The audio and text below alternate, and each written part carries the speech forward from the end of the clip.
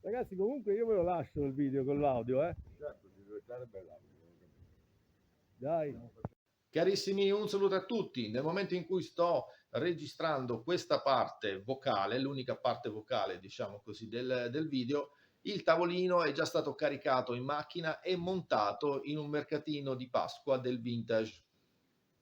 E il cliente, nonché amico Michele, è molto soddisfatto perché abbiamo, diciamo così, atteso tutte le aspettative. Doveva essere economico, quindi costare poco, per cui abbiamo utilizzato il materiale di recupero che avevamo, MDF nero, che effettivamente è pesante, ma non importa, costava poco, perché l'abbiamo pagato zero.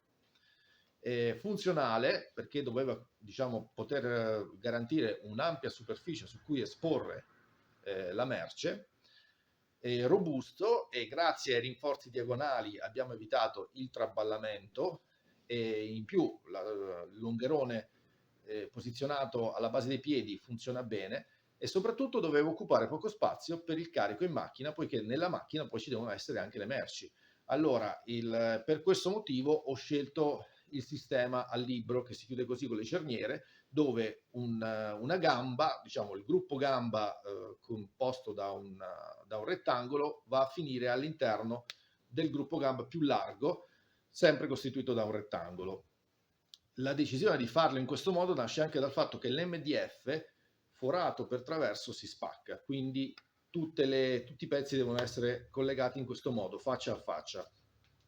Questo è un altro motivo per cui ho realizzato poi i longheroni diagonali in quel modo, utilizzando delle piccole spalline ad L e poi mettendo diciamo, la vite testa tonda quadra, quindi senza impronta, che si pianta nell'MDF grazie diciamo, al pezzettino, alla testina quadrata che c'è subito sotto la borchia, e poi con un dado a farfalla stringere, in maniera che fosse anche molto rapido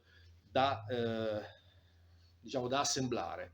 Il motivo per cui una gamba va sull'altra e non abbiamo una gamba a fianco, cioè una gamba e l'altra che si chiudono in questo modo al libro e si aprono così, per il semplice motivo che l'altezza che dovevamo ottenere per quella lunghezza massima del piano era di 90 centimetri, cioè l'altezza di un bancone, non di un tavolino da campeggio, l'altezza di un bancone, perché la gente sta in piedi, è più comodo guardare in questo modo ed è più comodo anche spiegare da parte del venditore che cosa si sta guardando, che cosa si sta comprando. Quindi abbiamo risolto tutti i punti che sono stati chiesti. L'unico problema del tavolo potrebbe essere il peso, perché effettivamente quel piano di MDF di 2,5 cm è veramente pesante.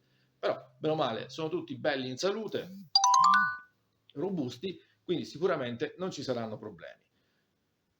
Vi ho fatto vedere questo video, primo perché non sapevo cos'altro farvi vedere in questo momento, perché siamo a Pasqua, e secondo perché effettivamente potrebbe essere utile magari quando non abbiamo tanto spazio e ci serve un tavolino per fare qualche piccola attività anche di assemblaggio, quindi non necessariamente lavori meccanici importanti dove magari ci serve qualcosa di molto più stabile.